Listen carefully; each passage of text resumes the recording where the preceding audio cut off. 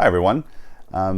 Wanted to address some of the questions that you guys submitted to us the other day after watching that rather lengthy video I gave you with all the credit terminology and vocabulary. So wanted to see if we can get to some of your questions. You guys did a really nice job submitting a bunch of awesome questions. So let's see how many we can get to today.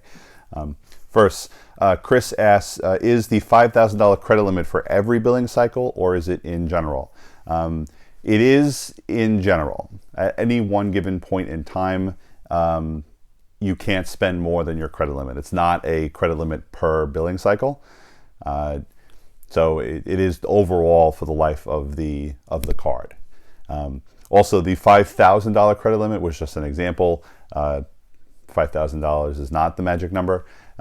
You could have, for folks who are starting out, you could have a credit limit that's as low as $500 to tens of thousands of dollars on a credit limit. And for those who are either exceptionally wealthy or have proven themselves for a long time over the course of their life with credit, you may have heard of things like the Amex Black Card or something like that. Those cards often have no credit limit on them whatsoever. But yes, your credit limit is overall in general, not just per billing cycle. Next, Serafina asks, I'm a little confused on how a credit card is an ongoing loan that does not stop. How is it possible to have a loan going on forever and ever? That's just kind of the nature of credit.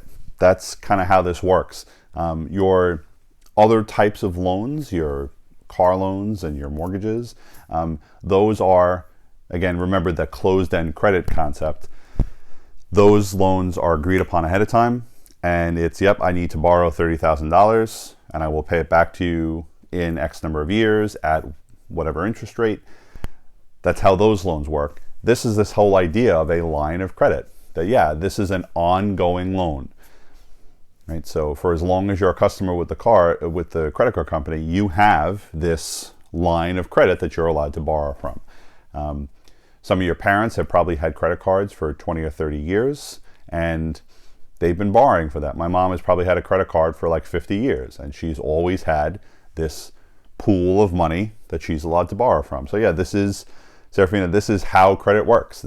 Credit is basically this ongoing loan that you're allowed to borrow from. Next, Ian asks, when you use the money from your credit card and you don't exceed the credit limit, does the amount that you use go away for the next month? The answer here is yes. Let's say you have, we'll use the $5,000 credit limit. Let's say you have $1,000 worth of expenses from this billing cycle. Okay. Assume, let's say that you don't pay your bill this billing cycle. So you carry a $1,000 balance into next month or the next billing cycle. You start the next billing cycle basically with a balance already on your account, right? So you would only have $4,000 to work with in the next billing cycle because you've already used $1,000. Again, remember the credit limit is in general, overall, how much money you're allowed to spend, not just per billing cycle. So yes, if you carry a balance over into the next billing period, you basically start the next billing cycle owing money, and that money automatically comes off of your credit limit. So the answer to your question here is yes.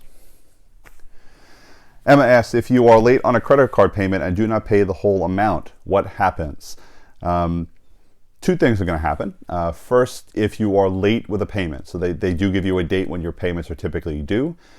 If you are late on that payment, they will charge you a late fee. Sometimes it's a flat late fee, sometimes it's a percentage of your balance. So if you have a high balance, the late fee could be very high as well. So you definitely will be hit with a late fee. And then it's possible that because you didn't pay your bill on time in this billing cycle, that you will also be charged interest. You'll be charged a finance charge in the next billing cycle. So that's what happens if you're late. Emma also asked, do you have to pay the rest back within a certain amount of time, or do you automatically go into debt whenever you pay it, until you pay it back whenever possible? I think I may have just addressed this one. If you carry a charge over to the next billing cycle, that will just show up as I would call a previous balance. You'll see that on your statement. Here's the previous balance from the last billing cycle. And you basically just start the next billing cycle with those charges. Then we'll add in all the things I bought this month, and then there's your new total at the end of that billing cycle. So you can choose to pay that off entirely on the next billing cycle, or you can choose to continue to push it into the next billing cycle until you are able to pay it off, or until you do want to pay it off.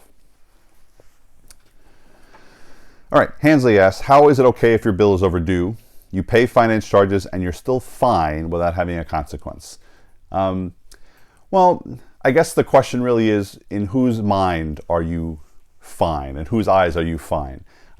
In the credit card company's eyes, you are fine, you're okay with them, as long as you make what we talked about, that minimum payment.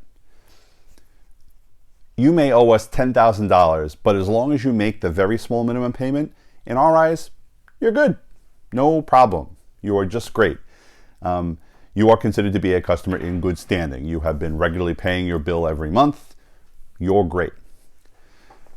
Now, if you've put the pieces together, you can see that every time you push charges into next month, you will be charged interest on those.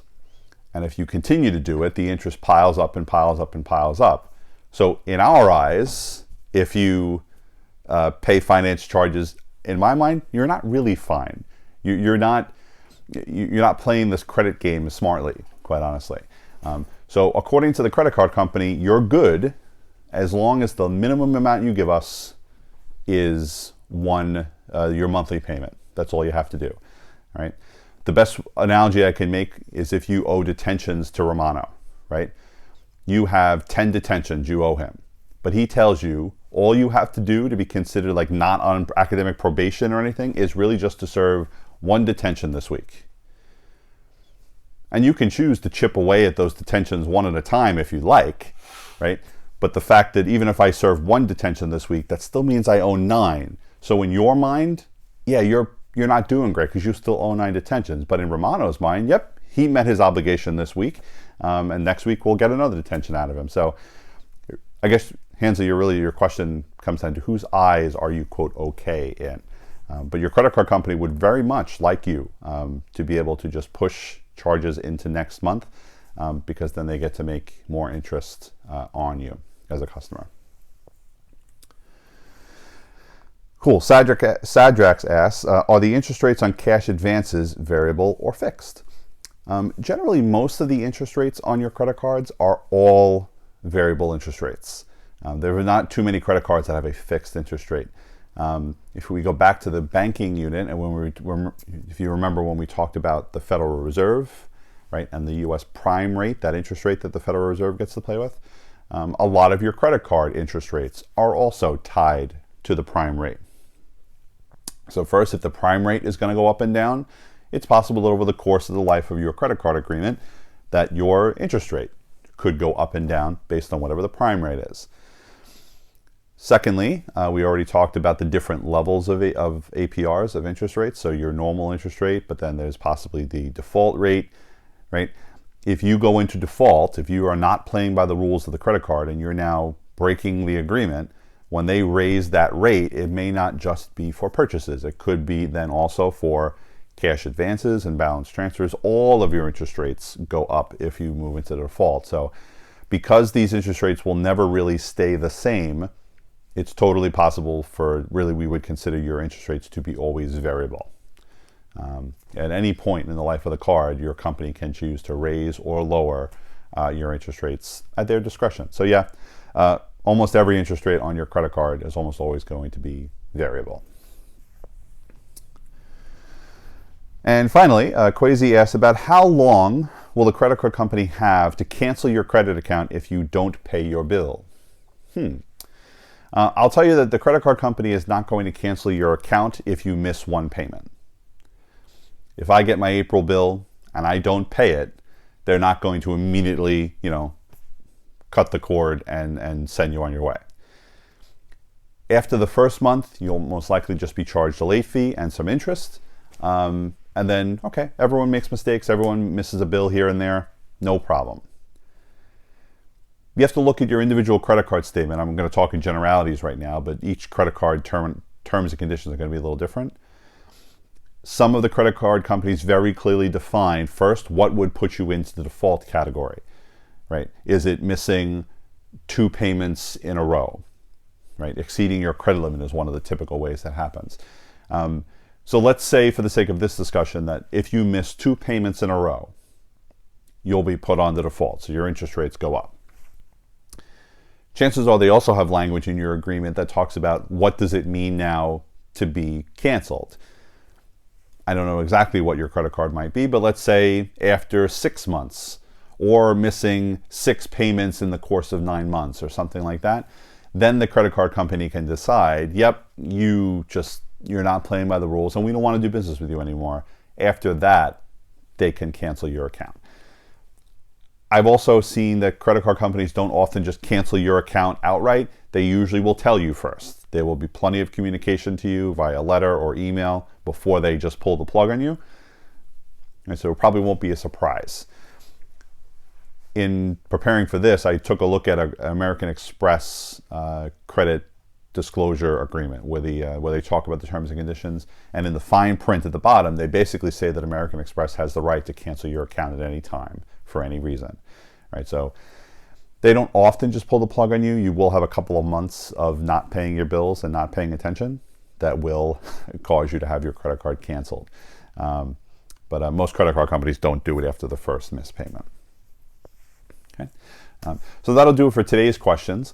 Many of you put out some other fantastic questions that we are either going to get to over the course of our next couple of lessons, or I am going to do another couple of these videos to put some common themed questions together. So please keep these questions coming. I know out of all the things that we've talked about so far, many of you don't have a lot of experience with credit. So this is something you guys are still wrapping your heads around and trying to understand. So please keep those questions coming. We will either do some more of these videos or we'll address them in future lessons in class. So that'll do it for today. Thank you so much for your questions, and we look forward to answering some more of them next time.